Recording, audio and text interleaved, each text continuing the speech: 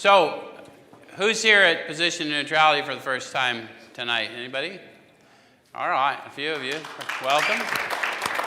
So, first of all, I want to warn you in advance, you're liable to experience us just a little different than other meetings of other fellowships you may have attended. The primary reason that's liable to happen is that we intend for you to have a different experience here. What we do here is we take a look at the suggested instruction for a step or so a week. And we use this book in 12-Step Recovery. Why? The process described by the authors of this book has been proven to work for addicts of the hopeless variety, addicts to alcohol and other substances. Make sense? So, what I attempt to do is show you how I find my experience in the book. I'm not trying to tell you what the book says. I am trying to tell you what the book says to me and encourage you to have your own experience. And if we both do our job, we'll share a spiritual experience in this room tonight. Fair enough? How many of you have been here before and know that happens? So those of you online, you can't see them, but they're raising their hand. When we speak of a spiritual experience in 12-step recovery, we're talking about a sensory experience. You will feel it. When you do, I'll know, and I'll call it to your attention. Because we would teach you to talk to you about the power we call God without giving you a demonstration. Fair enough? And tonight we're in steps 10 and 11. So we're gonna experience some power. We're gonna experience some revelation. We're gonna have some aha moments and those types of things, huh? And we're gonna start. Oh, one other thing, guys. How many members are here tonight? A few of you.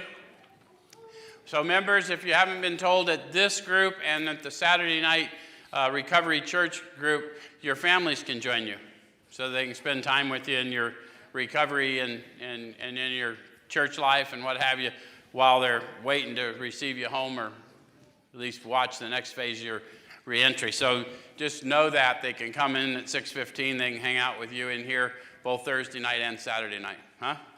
So family, guests, whoever you got supporting you since you got here. So tonight we're going to start on page 83. Oh, I was supposed to mention too, there's also a PON discussion group every Monday night facilitated by Brian, the technical guy, and Wayne. So if we talk too fast for you in here and you have questions, you can go see Brian and Wayne on Monday and they'll help you walk through some stuff.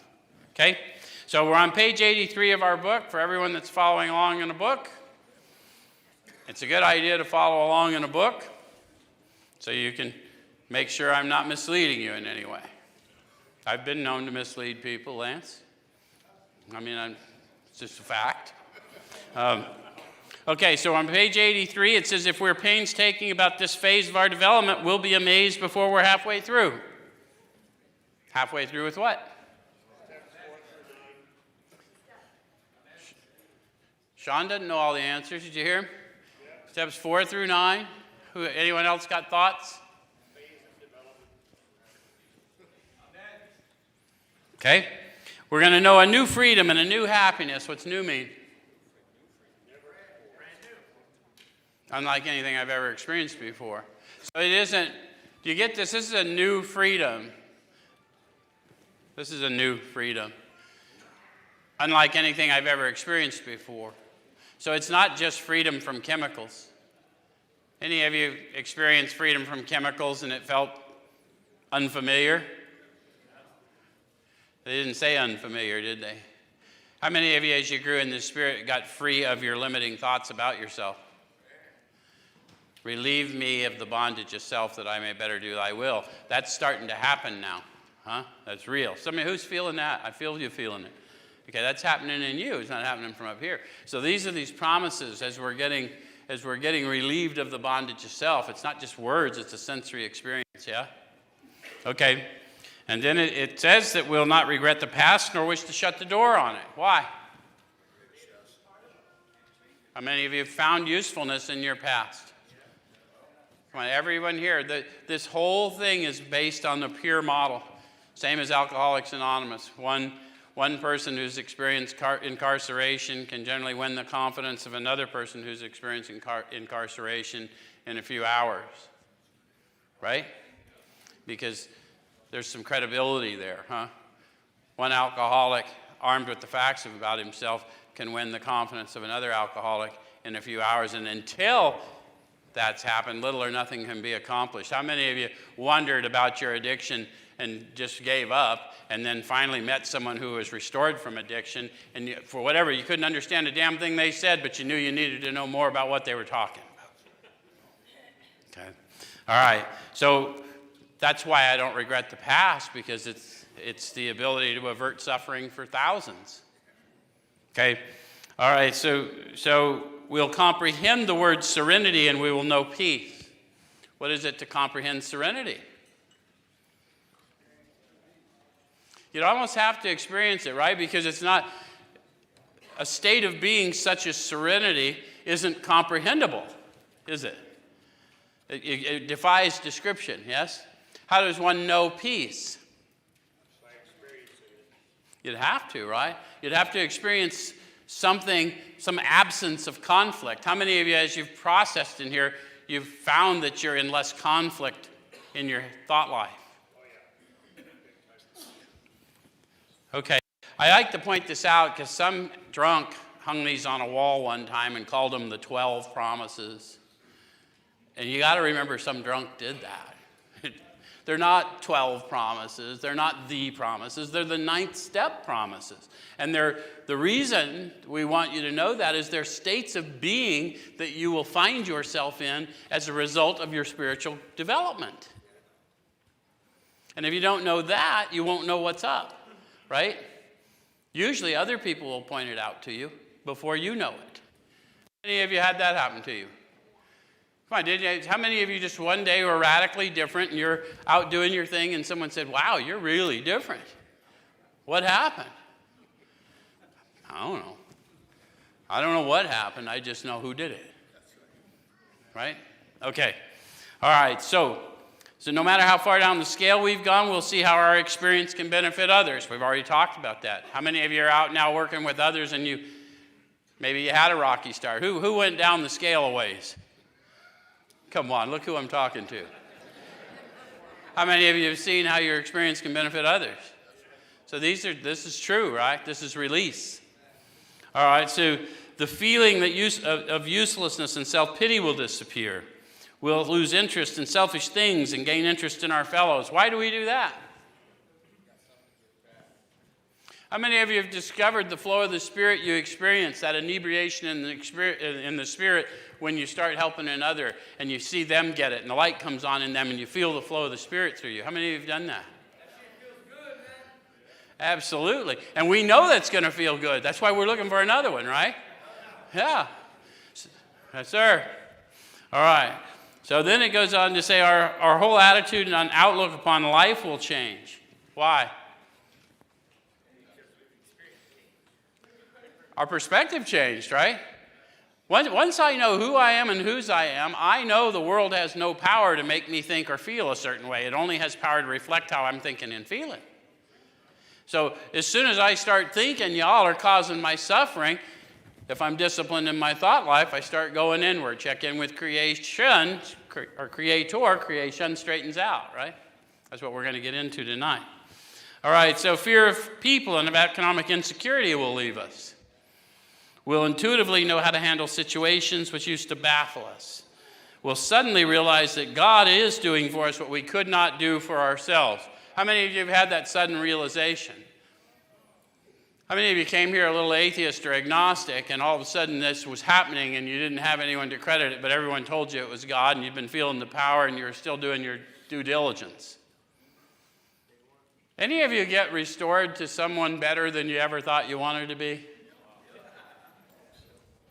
That's how we know, right? All right, so are these extravagant promises? They are extravagant. And the reason they wrote that down is because we are the kind of people that, we will go out and sell a little hype, right? I mean, we've been known to embellish a bit, have we not? So these guys are saying, no shit. This happened for us. They're calling our attention to the fact so that people sitting in the room going, when's this guy going to shut up? Will pay attention. They're talking about deliverance, the tangible experience of being delivered from me. Yeah? Okay. And then it says We think not. They're being fulfilled among us, sometimes quickly, sometimes slowly. They will always materialize if we work for them. Promise and condition. What's the promise? They will always materialize in the condition if we work for them. And what's the work? Pray, meditate, pray, pause when agitated or doubtful. Pray, meditate, pray. Watch, ask, discuss, turn, serve.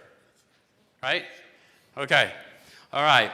This thought brings us to step 10. What thought? They'll always materialize if we work for them.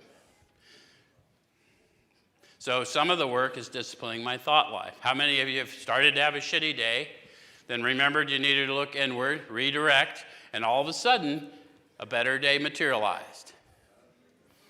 How many times have you had to reset during the day?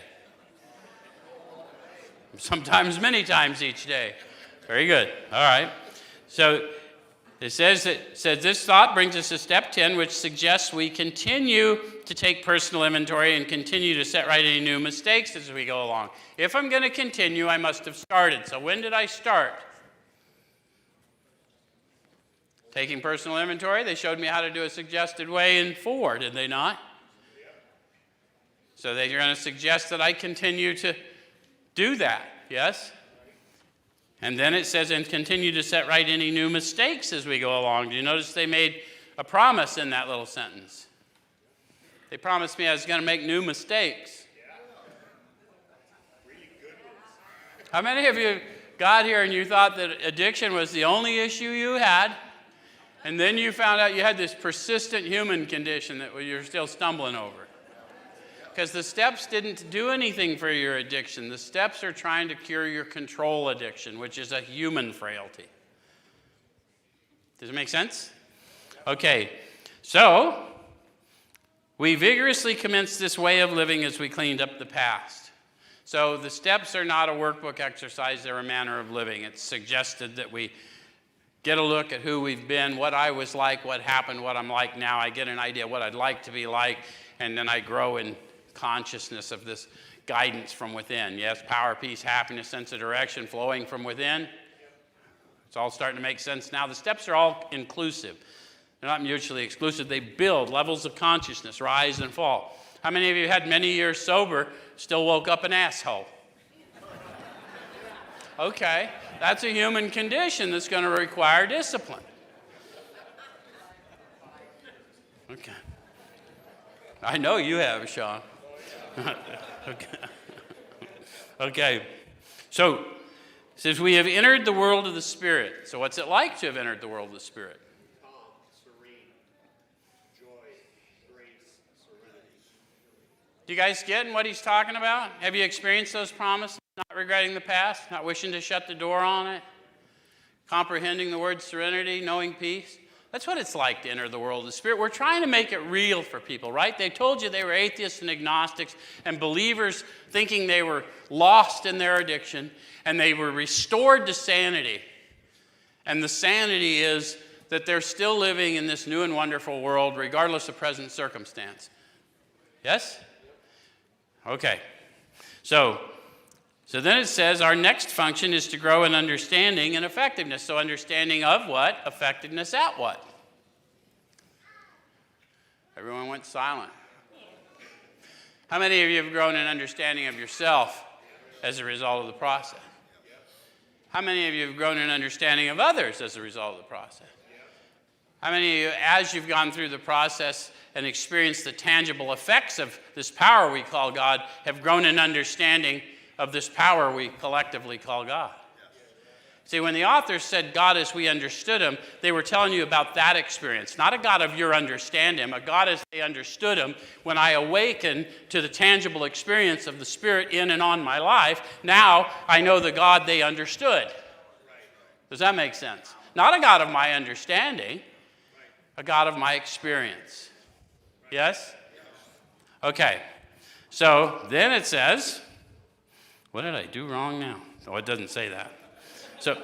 So this is not an overnight matter. It should continue for our lifetime. Continue to watch for selfishness, dishonesty, resentment, and fear. So if I'm going to continue, when did I start? Step 4. Sean. Sean has always contended that it's step 4. I contend that I was good at spotting selfishness, dishonesty, resentment, and fear in you all my life. But in step 4, it showed me that selfishness, dishonesty, resentment, and fear was really my thoughts, perhaps, and not necessarily what I was seeing about what you were doing. Any of you? So I'm going to continue to watch my thoughts for selfishness, dishonesty, resentment, and fear. And then it tells me when these crop up, we'll ask God at once to remove them. You know why I know they want me to watch my thoughts for that? Because I wouldn't ask God to remove people, right? I don't think he's going to smite them. I don't think we're... I've spotted selfishness, God, get them! So what they want me to do, there's another book that talks about this. How can you see the speck in your brother's eye when you can't see the log in your own eye, the plank in your own eye? Better you should remove the plank from your eye so you can better see to help your brother. Yeah, the plank in my eye is a perspective. I can't help someone I'm judging. Well, who am I to judge? I'm a dead man. Why does their action have any effect on me being that I'm dead? Any of you guys read that other book? I have died to that self. Anyway, so we ask God at once to remove them. When these crop up, we ask God at once to remove them. We discuss them with someone immediately and make amends quickly if we've harmed anyone. Then we resolutely turn our thoughts to someone we can help. Where in the steps does it suggest that I can help me? It doesn't. That's why the first step was me admitting powerlessness. So if I can help me, I lied and won. But I am uniquely qualified to help you because while I can't see what's going on with me, I can clearly see what's going on with you. Yes? So if I'll just focus on how to meet your needs, I can't transmit what I don't have. If I will make an effort to meet yours, mine will be met. Make sense? Okay. So, it says love and tolerance of others is our code. Love what? Love them and tolerate their fucking behavior. So we're going to learn to separate humans from human behavior as I'm learning to watch my thoughts. Yes? Okay. Sends some more promises. And we have ceased fighting anything or anyone, even alcohol, for by this time sanity will have returned. Now, in 2, I was just hoping for that. But let's break down what the authors have told us insanity is. An appalling lack of perspective. The inability to think clearly. How many of you have found you can think clearer? How many of you have discovered the world's bigger than you? Well, we laugh about that, but we had this perspective that everything was about us and what have you, right? I mean, that's the only way we can live in addiction. Do not get between me and my fix, right? And so as that perspective, we start looking at others and realize my ease and comfort comes from serving others. My world gets bigger, so my perspective grows. Yes? Have you had that experience? Okay, so you have been restored to sanity. Because you're now seeing from a higher perspective, yes? Okay. And then it says we will seldom be interested in liquor. If tempted, we'll recoil from it as from a hot flame. So if those 2 conditions are present, what's the likelihood you can use? Drink. Not tempted, and if tempted, I'll recoil as from a hot flame. You ever touched a stove? Only once. How many of you accidentally, I know the one, who goes to Mexican food frequently? When they warn you it's hot, do you touch the plate? Do you hold it or do you get the fuck off of it? So that's a sane reaction, yeah? I'm watching you, Trina. Plate toucher. So the point is, they're telling us we're going to start having sane reactions to things we did not have sane reactions to. Yes? Okay. It says we react sanely and normally, and we will find that this has happened automatically. How many of you are a little amazed at how you're not as interested in the things that used to drive you? Yeah. Yeah, I mean, that was one of the first things, because I was absolutely, no matter how bad it got for me with the drinks and the drugs, I knew they would detox me, and I knew this is all for naught, because I'm going to walk out of here and I'm going to do it again. Anyone with me? And it didn't matter what the consequence was, that's just what was up. And all of a sudden, that wasn't present anymore. There were other things that disturbed me. But there was always the potential for growth, because I couldn't stay in that miserable place anymore. How many of you have gotten there? How many of you have found that you don't get angry at things people tell you you should be angry about? Isn't that weird when that happens? So you should be mad about that. Nah, I don't want to. Because we're in the world, but we're not of the world. And as you get raised above it, these things just are not troublesome anymore. But it's really happening. It's changing your belief system based on the experience, yes? Okay. So, So, we'll see that our new attitude toward liquor has been given us without any thought or effort on our part. It just comes. That's the miracle of it. We're not fighting it, neither are we avoiding temptation. We feel as though we've been placed in a position of neutrality, safe and protected. So the name of this meeting. So when one is placed in a position of neutrality, it means my non-response to things isn't something I did, it's something I found myself in.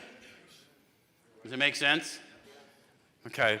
And for you scientific types, if you find yourself in a position of neutrality, and you live in a world of action-reaction, have you not been raised above the laws of this world?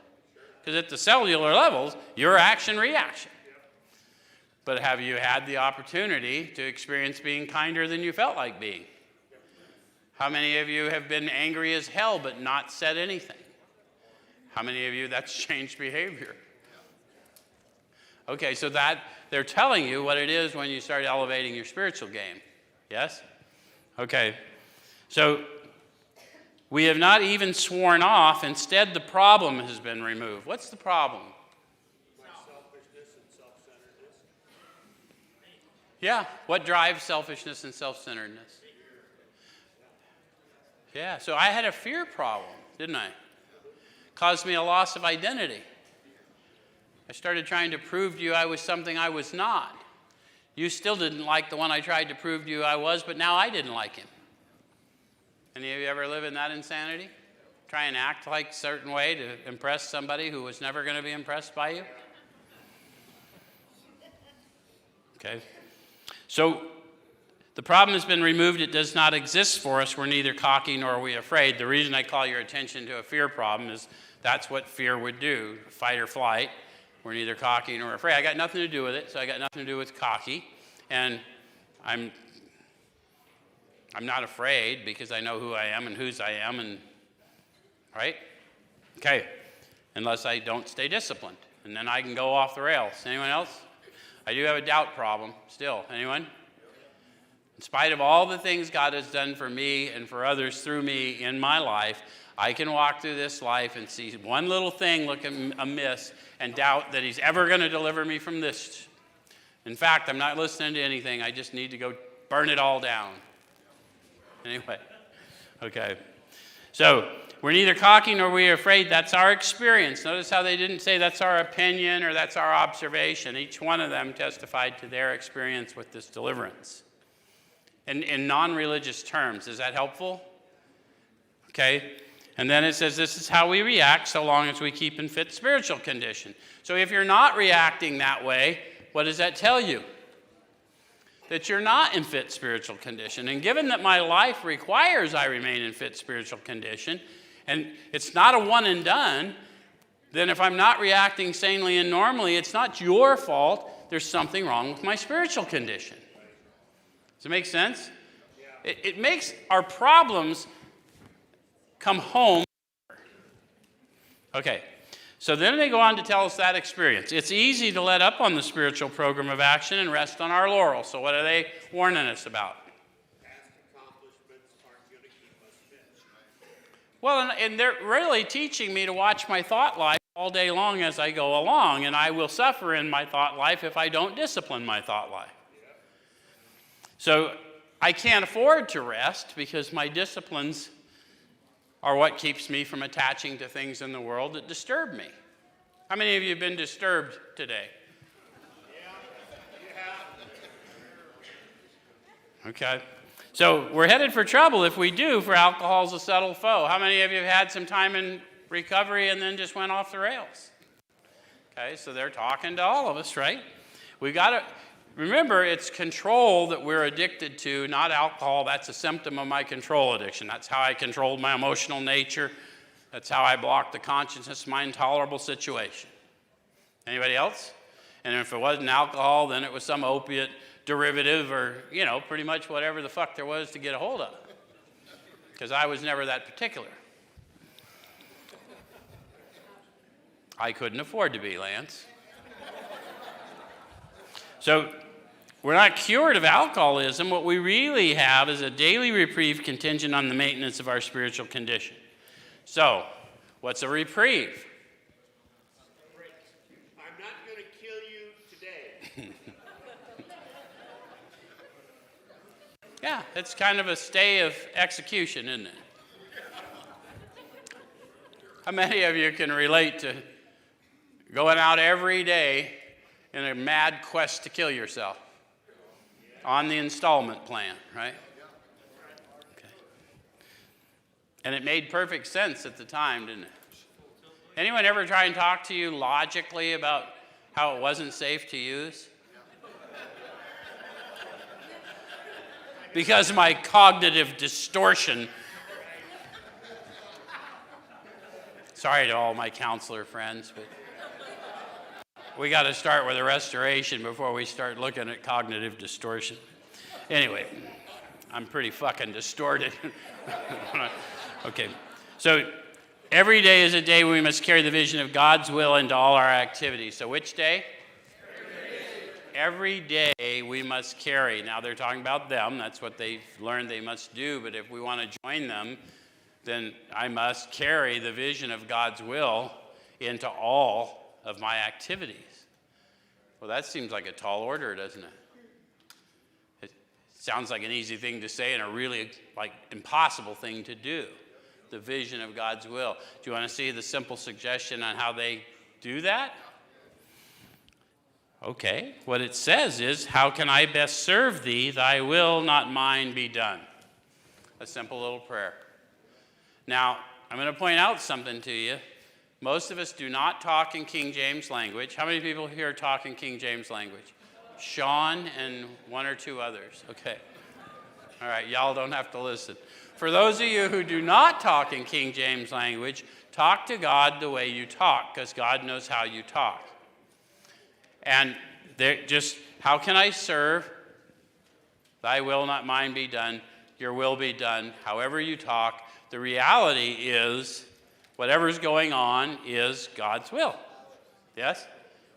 So they've got the not mine in parentheses. By the time we get to 11-step consciousness, that will be gone. You know why? Because no will apart from God's has any power anyway. It's pure illusion. There's God's will and my opposition to it. Does that make sense? So that as you awaken, then that goes away. Wouldn't that be cool? Because sometimes you're going to go through some shit, right? How many of you, stone cold sober, got bad news, we're going through some shit. Wasn't it better once you got in agreement with the experience to go through it than to keep fighting the experience? Didn't change the outcome, but it seemed to go quicker, didn't it? Come on, I got a bunch of people who've been incarcerated. Probably didn't want to get incarcerated. But once you're in county and you know you're going, didn't you get a certain amount of satisfaction going, okay, just give me the fucking yard? Okay, well, it ain't that different in any stage of life. Okay, so these are thoughts which must go with us constantly. So now they've got me in my thought life, disciplining my thought life. When do I do it? Constantly. So this isn't an end of the day, beginning of the morning thing like they teach. It's not a workbook exercise. That's just the beginning of my consciousness building exercises and getting into practice, but all day as I go along. Yes? Okay? And then it says we can exercise our willpower along this line all we wish. It's the proper use of the will. How many of you didn't want to do a third step decision because you didn't want to give your will away? I don't want to give my will away. God doesn't want your will. God just wants your will to align with His. Because He's got a purpose and a plan for you. He's got power within you to carry out that purpose. And you're going to live a more abundant life when you follow it. Your addiction is a calling, not a curse. But we're going to need your buy-in.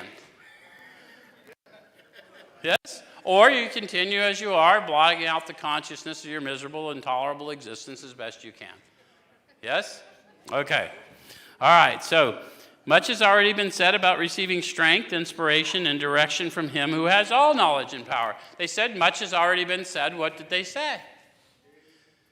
They told us in the second step that as soon as we took a few simple steps, we felt power, peace, happiness, and a sense of direction flowing in. So strength, inspiration. See, they're building on the experience we're already having. Does it make sense? Not a concept, not a theology, a radical transformation, a tangible experience, a relevant manner of living to play it out. Does that make sense to you? Yes? Okay. So then it says, if we have carefully followed directions, we've begun to sense the flow of His Spirit into us. So how many of you have gotten to the point where you're at least making an effort in the morning and sort of as you go along each day, you're trying to serve others, and when you, from time to time, you're feeling the sense of the flow of the Spirit? How many of you have felt a little hit of the Spirit since you've been in here? The Spirit of revelation comes to people. Okay, so you've apparently carefully followed directions because you're experiencing the sense, you're sensing the flow of His Spirit into you. Does it make sense? Tangible, not a concept, not a chair, not a doorknob, not a fucking light bulb. This is shit happening.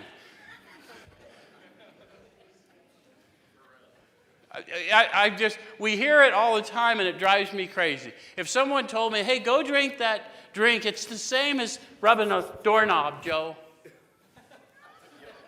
I'd say, you're fucking nuts. I'm drinking the drink. You keep your fucking doorknob. I'm looking for a release. I'm looking for a sense of ease and comfort. It comes from seeking this power that can only be found within. And for a guy like me who inebriates himself to death and takes hostages, finding ease and comfort in the world without having to go out in the world to get it is a handy little trick to know. And we owe it to everyone that comes after us to tell them the truth. Not in an offensive way, but in an inoffensive way, because we should be dealing in truth now. Not my truth, not your truth, the truth. Yes? Okay. All right, so if we've carefully followed directions, we've begun to sense the flow of His Spirit into us. To some extent, we become God conscious. So that's what it is to become God conscious, to feel, sense the flow of His Spirit into you. Consciousness is the awareness of being aware. So how many of you have had a sense of a flow, didn't know what it was, and someone had to point out to you, that you're feeling, that's the power we call God. You had that happen? And when they did that, did you go, how'd you know I was feeling something? Because the first time it happens, it's magic. The reason we know is because there's one who has all power. That one is?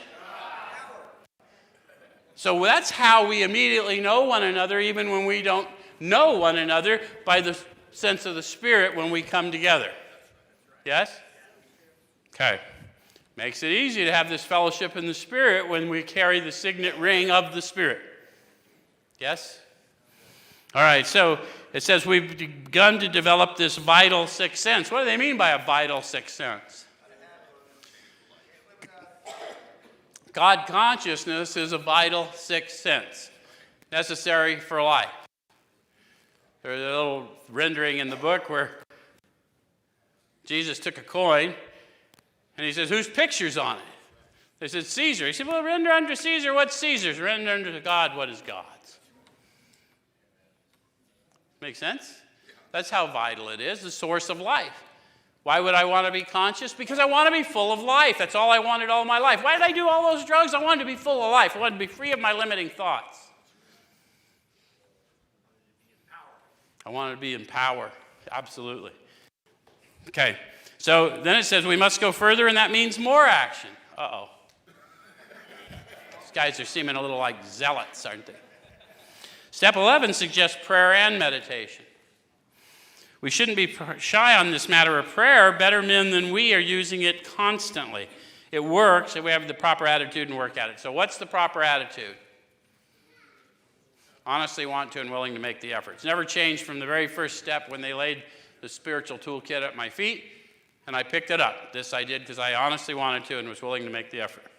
Why do I know that? Because they said they learned that they had to fully concede to their innermost selves that they were alcoholic. And once alcohol problem's gone, I've got to fully concede to my innermost self that I'm a human, and I've got to always continually go back into the source of power to figure out why I've perceived something that is not in my interest. Because everything going forward is perfecting me for something else. That's what I've learned about my life. Any of you, even though it seems shitty at the time, you can look back and you can see, right? Okay. All right. So, it says it works if we have the proper attitude and work at it. It would be easy about this to be vague about this matter. Have you ever heard anyone be vague about this matter? Disciplining the thought life, getting into prayer and meditation. Pretty much everyone's ever talked about it. It's been vague about it, right? So these guys got real specific so we could get with them. And they're talking about what they do as they go along. It's not the people that are telling you, hey man, I've got this great meditation meeting. There's nothing wrong with that. I'm not shitting on meditation meetings. What I'm telling you is that's not AA. That's somebody else's idea of relaxation and release. AA says, I'm going to pray, meditate, pray all day as I go along, because that's when I fuck shit up. So I need power, peace, happiness, and a sense of direction all day long as I go along, because everywhere I go, I've never been. But there is one who's already there. Okay, so yet we believe we can make some definite and valuable suggestions. When we retire at night, we constructively review our day. So that's how we're going to start this process. See that changed behavior? How many of you have destructively reviewed your day? How many of you have destructively reviewed someone else's day? Okay, so what we're going to do now, because we've learned what we've learned, is when we get ready to quiet everything down, we're going to review the day constructively. And they're going to tell me how to do that. I don't have to make it up. Wouldn't that be handy? Okay. Were we resentful, selfish, dishonest, or afraid? Notice how that's the same stuff they wanted me to look for all day as I went along. But they assumed that, like them, I probably missed something. Yes? And then it says, do we owe an apology? How many of you have got ready to lay down and then you concluded you owed an apology? Okay? Have we kept something to ourselves which should be discussed with another person at once? All these question marks are for us to get introspective.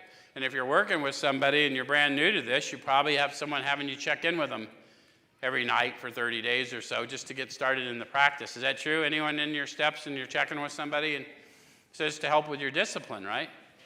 Okay. Were we kind and loving toward all? How many of you have been surprised how you have had better days, that you fought with less? Maybe not kind and loving toward all, but I didn't hose anything too bad today. Didn't quit a job. That was an issue, wasn't it? Solved the job problem. Yeah, it did. Yeah, with joblessness. So, were we kind and loving toward all? What could we have done better? So, see, we're not going to stay there. Constructive is we're not going to stay there. If I made a mistake, then own it. And then what could I have done better? Because I'm not fixing that. I'm gonna pray for power to do better, yes? And then if there's an amends to be made, I've got to step for that too. Make sense? Yep. And then it says, were we thinking of ourselves most of the time? Now they want me to analyze it. Was the reason I was stumbling around asleep as I was down in perspective thinking of me? What can I get? How are they responding? Any of you ever found yourself there? Or were we thinking of what we could do for others, of what we could pack into the stream of life? So how many of you, if you started focusing more on serving, did find that you had better, more good days? Okay? It says, but we must be careful not to drift into worry, remorse, or morbid reflection, for that would diminish our usefulness to others. So how many of you just had a bad day, bad remembrances, got yourself caught in some morbid reflection? Okay? If you don't reach out and share that with somebody, you're diminishing your usefulness to them, because no one expects you to be perfect all the time. Remember, we're on a broad highway. It's okay to not be okay. Yeah? Okay. And then it says, after making our review, we ask God's forgiveness and inquire what corrective measures should be taken. So by this time, I'm going to be asking this power within for forgiveness. Yes? Why would I want God's forgiveness if I don't believe in God? I always like to pose that question because some people are not believers, and these early ones were not. The reason you want divine forgiveness is because forgiveness is a divine act. Human forgiveness is sort of, I forgive, but I don't forget. And it comes up as an old idea. Divine forgiveness is, I remember your sin no more. So it completely changes in your lived experience. The whole experience, what I thought was a wasted life in addiction, when I walk around here every day and see all the miracles that are you guys, I know that every minute I spent in addiction was for purpose. Does it make sense? Okay. So after making our review, we ask God's forgiveness and inquire what corrective measures should be taken. I ask expecting an answer, and then these things are going to come to me, and they're going to talk to me about that. How many of you have done that? Said your prayer in the morning, and all of a sudden what we needed to do first thing, and from then on was started laying out in front of you in your thought life. Okay? So on awakening, let us think about the 24 hours ahead. We consider our plans for the day. Before we begin, we ask God to direct our thinking, especially asking it to be divorced from self-pity, dishonest, or self-seeking motives. So for those of you who don't like religious-sounding prayers, please direct my thinking, especially be divorced of self-pity, dishonest, or self-seeking motives. And then just expect that that's going to happen. You're going to participate, right? When I say a prayer, I resolutely turn my thoughts to someone I can help. So it makes sense? Okay. Under these conditions, we can employ our mental faculties with assurance. For after all, God gave us brains to use. So how many of you understand that if I employ my mental faculties, my mind is working for me and I'm working for God? So now the vision I see is indeed God's will. Does that make sense? How many of you woke up and you were working for your mind? You ever had that morning?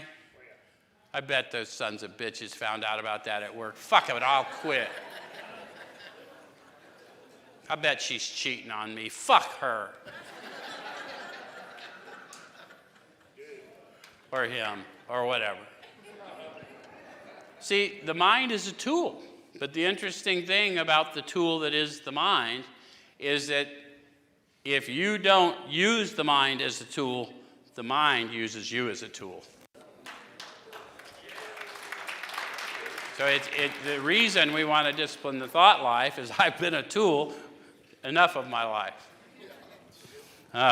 So our thought life will be placed on a much higher plane when our thinking is cleared of wrong motives.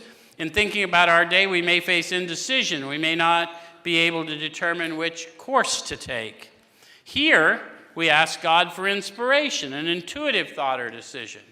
So they just told me what meditation on the fly is. God, inspire me. And then it'll come to me as an intuitive thought or decision. How many of you have had an intuitive thought and then thought, well, just look at the bright idea I've come up with? No, it came to you. You didn't come up with it. Because if I'm going to claim credit for the bright ones, guess who's got to take credit for all the dumb ones? Remember, you're dead. You ain't coming up with nothing.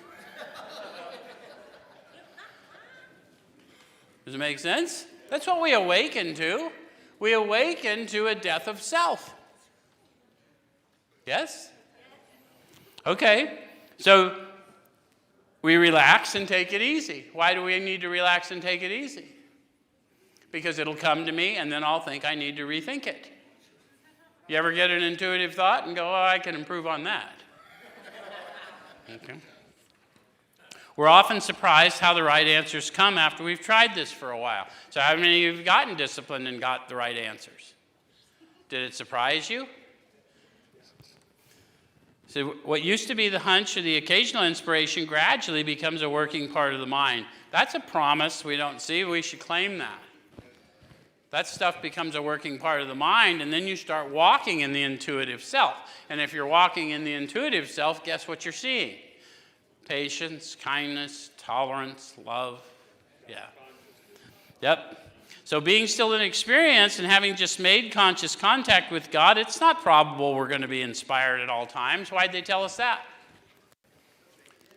Because we're dependent on inspiration, right? Did anyone tell you you were dependent at somewhere? They said, Joe, you're chemically dependent. And they didn't change the fact that I was dependent. AA's changed what I was dependent on. And it was still a sense of ease and comfort. It was still a flow. It was still a buzz. Okay? So we might pay for this presumption in all sorts of absurd actions and ideas. How many of you have gotten guidance in the Spirit and then did something and everyone thought, that's weird? And the more we do, the more it happens, right? Where's my guys that go out and help people in recovery? Oh, there's a bunch of you. You ever get ready to go out to dinner with a whole bunch of people and got the call from old Bobby in the slope, and hey, dude, I'm under a bush. Can you come pick me up? Did that happen to you? Okay, anybody? And now you can either go to dinner or you can go help pull Bobby out from under a bush. Seems like an absurd idea, doesn't it? How many of you have gone to dinner and had a shitty time because all you could do is be tethered to Bobby under the bush? And how many of you went and helped Bobby and we're really glad that God took you out there to do a little serving because you came back a whole lot fuller without having a dinner? Okay. So, nevertheless, we find that our thinking will, as time passes, be more and more on the plane of inspiration. We come to rely upon it. How many of you have had the experience now, as you've walked in the Spirit a little bit, of seeing people coming at you from a distance and knowing they're coming to you? How many of you have learned that they're really not coming to you, that they're coming to Him? It's interesting, huh? How many of you have been walking by somewhere and were called to look at something and you had to go serve, you had to go do something? Did your world not get bigger when you started realizing there was suffering that you could avert? How many of you saw something really beautiful when something like that happened? I was in here the other day, and a young man had just gotten here from the yard, and it must have been his buddy that knew him from the yard, and they had the most glorious hug, and it was a tearful reunion out in our lobby. And I could have just been running around here busy, but I wasn't. I was mesmerized by it. The Spirit would not let me take my eyes off that joy and that homecoming, because that young man who just got here knew he was truly home when he got the embrace of his brother. It's cool stuff, huh? So, nevertheless, we find our thinking will, as time passes, be more and more on the plane of inspiration. We come to rely upon it. Can you see why? Because it just starts to make us more in tune. We start to see that Jesus said it one time, right? I can only do what I see the Father doing. We've always been promised the ability to have a vision of God's will in all our activities. Okay? So, because He told me, greater works than these you'll do. He's calling people out of graves. How many of you have been called out of a grave? Me too. We usually conclude the period of meditation with a prayer that we be shown all through the day what our next step is to be. So what do they tell me to do? Pray, meditate, pray. Okay. All right. So that we be given whatever we need to take care of such problems. We ask especially for freedom from self-will and are careful to make no request for ourselves only. We may ask for ourselves, however, if others will be helped. We are careful never to pray for our own selfish ends. Many of us have wasted a lot of time doing that, and it doesn't work. You can easily see why. If you haven't got through your step process, you may not easily see why, but how many of you that have gone through your process a little bit and you really wanted a certain problem to go away? I want my fines to go away. I want pending charges to go away. I want my license to come back. I want my marriage not to dissolve, or I do want it to dissolve, or whatever state of flux you're in. How many of you didn't have any of those circumstances change, but you were empowered to walk through it? How many of you in walking through it had selfishness, hopelessness, shame, remorse, guilt removed from you as you were empowered to move through it? So see, my difficulties were never those things. Those things were designed to remove my real difficulties. Make sense? So then, I don't want to pray for selfish ends because I don't want to miss any preparation, no matter how hard it is. I started this fitness regime. I want to get fit, right? Okay. So can you now easily see why? Because I want you there with them. I don't want to ask for selfish reasons. I want to ask for power to get through a difficult experience. Okay. All right, so if circumstances warrant, we ask our wives or friends to join us in morning meditation. How would I know if circumstances warrant? It'll be apparent. Yeah, they'll probably ask or whatever.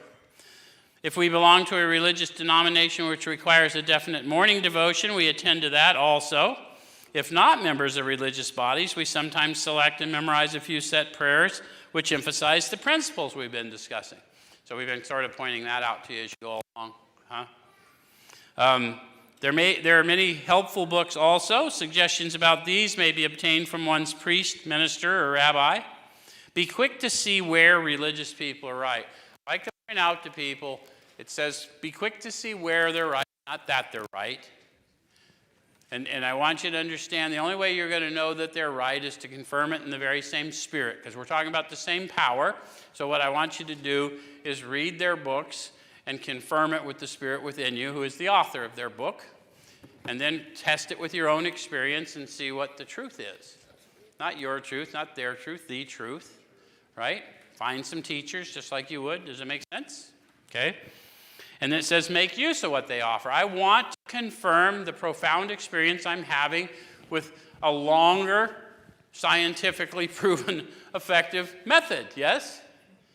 I mean, I had many times when I thought I was doing better before I went off the rails. Anyone else?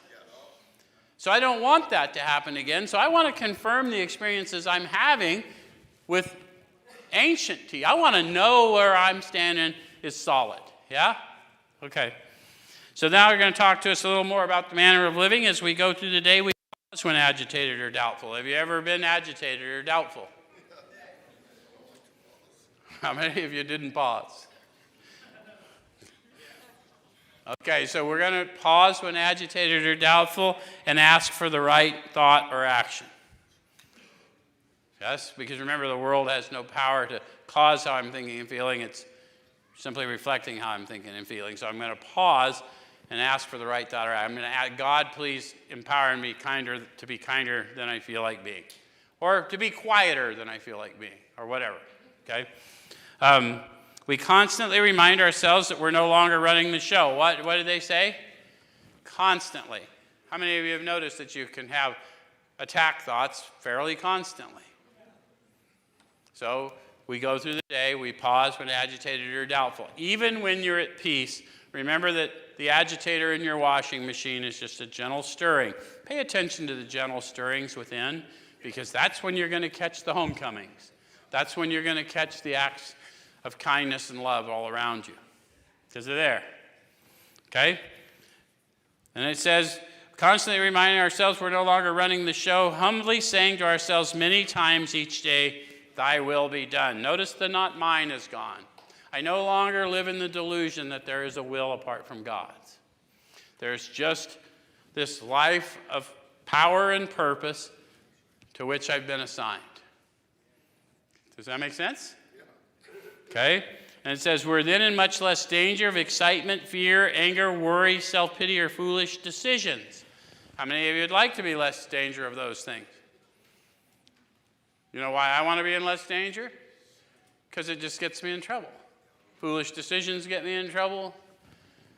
Excitement just makes it miserable. Any of you just been excited all day and cranky and you don't really even... I don't want to be cranky. And someone says, why are you cranky? I'm not cranky.